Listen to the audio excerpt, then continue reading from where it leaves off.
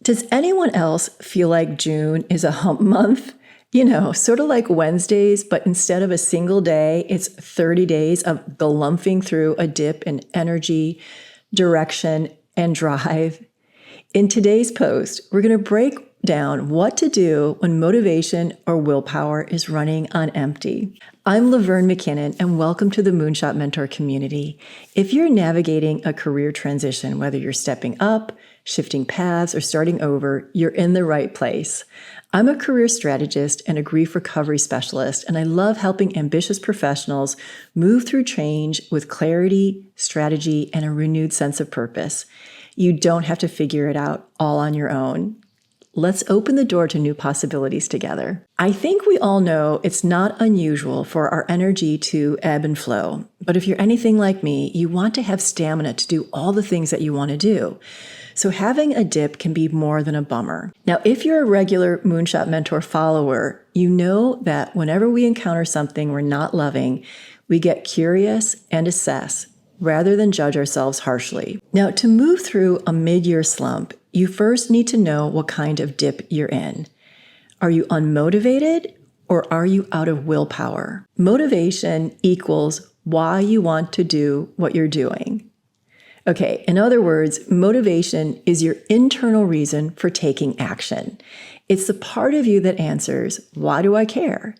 And it comes from your values, your desires, your goals. Now, it can be intrinsic, which means like you're following what's happening internally for you, your meaning, your purpose, or it can be extrinsic. That means something that's on the outside of you, like maybe you're being driven by money or you're motivated by external approval. This fluctuates with your mood, context, or stress levels. For example, you're motivated to finish your script because you believe in the story and you want to see it on the big screen. Simple. Now, willpower is your ability to push through. It's what helps you take action when motivation just isn't there. Now, you might think of it as self-control, discipline, commitment, dedication, persistence. But here's the thing, it depletes over time. It's sort of like a battery. So it relies on conscious effort, and it often steps in when motivation runs low. So back to the script example, it's time for you to revise a script, but you're feeling really tired and you're tempted to scroll. And so you have to rely on willpower to get you writing again. So think of motivation as a spark and willpower as the engine.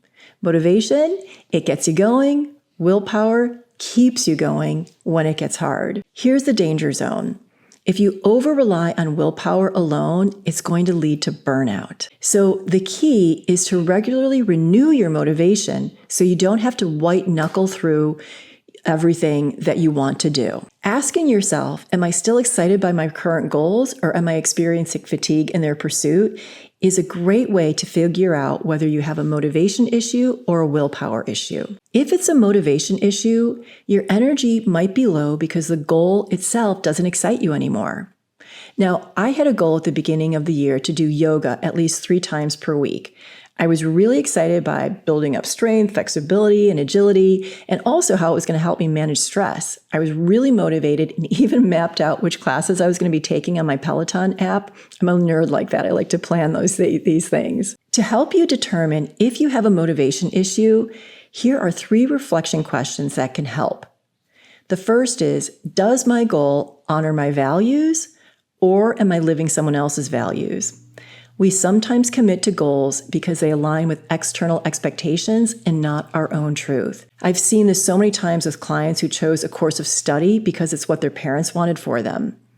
My client, Amy, she wasn't sure what she wanted to do with her career, so she made a goal to become a paralegal because it seemed steady, paid well, and it made her parents happy.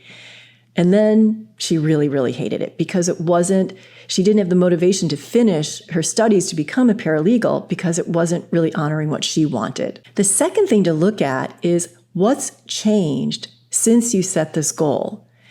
There's always going to be new data, life events, or emotional fatigue, and that can shift your capacity or priorities.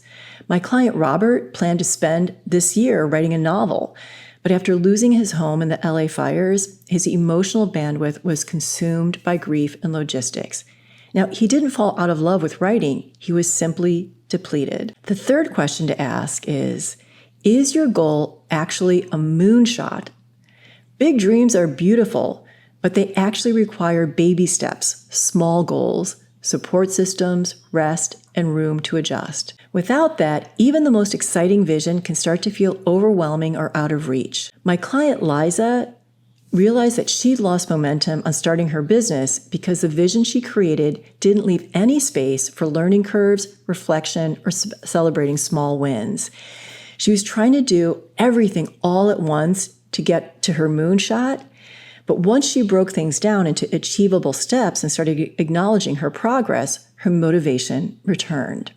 Now, for me, in looking at those questions, I do feel motivated to keep going with my yoga practice, but the hard truth is that I've had some pretty big changes since I set that goal. Like, there's been a big family medical issue, and there have also been some new business opportunities that I hadn't forecasted, and those things have really tapped me emotionally. And so, yes, I am motivated, but I am really struggling on the willpower front. So let's take a look at that.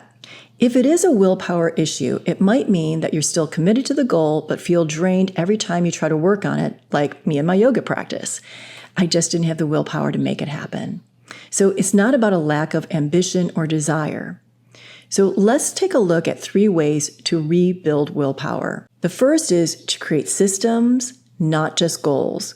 Willpower isn't sustainable by itself, but systems like routines, habits, or a built-in accountability, it can carry you when motivation lags. So instead of write more, try a weekly writing date with a friend. Second, audit your energy drains. What's silently zapping your energy? Sleep, food, emotional labor, decision fatigue, these things, they all add up. So you may not need more grit. In fact, I'm pretty confident that you don't. You probably need more rest or support. And then finally, celebrate progress, not perfection. Perfectionism is a willpower killer. Momentum builds when you honor even the smallest forward motion. I showed up today, and that counts. So for me, confession time, I may be doing yoga once a week. And so instead of shaming myself that I'm not managing my goal from earlier this year well, I'm actually really practicing patting myself on the back and saying, yay, I did it once this week. Consistency over perfection. Okay, bottom line, if June feels like a hump month going on forever, super heavy and impossible to get through, don't muscle through. Make a super smart strategic move. Pause and get curious. Ask what's really going on. Maybe your goals need to shift. Maybe your system needs a reset, or maybe you need rest. Mid-year is a natural checkpoint to interrogating the hump. Now, before you go, if motivation and willpower are feeling tangled up with money stress, you're not alone, and there's help on the horizon. My friend and trauma-informed financial wellness coach, Katie Chen Mazzara, is hosting a powerful interactive workshop called the Money Blocks Workshop. It's going to be on Friday, June 27th. In this workshop, Katie's going to help you uncover your deeply rooted money stories. I've got many. Identify the patterns that are holding you back and replace them with really practical strategies to unlock your potential.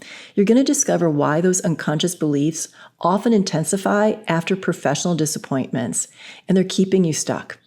So this could be the fear of taking financial risks again, the feeling that you're not worthy of the success you once had, or the invisible barrier that prevents you from rebuilding your career with greater confidence and purpose. So there's a link in the show notes, or go to Katie's website, Katie Chen Mazzara, and that's Mazzara with 2 Z's. For full transparency, I totally adore and love Katie. She and I have co-led workshops together. What she does in this space is really unique, and I cannot recommend her highly enough. Okay, that is it for today. A very big and special thank you to Lynn Chen for the social media expertise and all of the video and audio editing. You can find her at Ms. Lynn Chen. Thank you so much for being with me here today. Until next time, keep going after your moonshot.